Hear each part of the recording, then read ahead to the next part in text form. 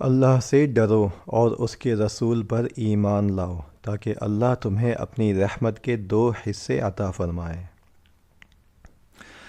اے ایمان والو، اللہ سے ڈرو اور اس کے پیغمبر پر ایمان لاؤ تاکہ وہ تمہیں اپنی رحمت کے 2 حصے عطا فرمائے اور تمہارے لیے وہ نور پیدا کرے جس کے ذریعے تم چل سکو اور تمہاری بخشش فرما دے، اور اللہ بہت بخشنے والا بہت مہربان ہے، تاکہ اہل کتاب کو معلوم ہو جائے کہ اللہ کے فضل میں سے کسی چیز پر انہیں کوئی اختیار نہیں ہے، اور یہ کہ فضل تمام تر اللہ کے ہاتھ میں ہے،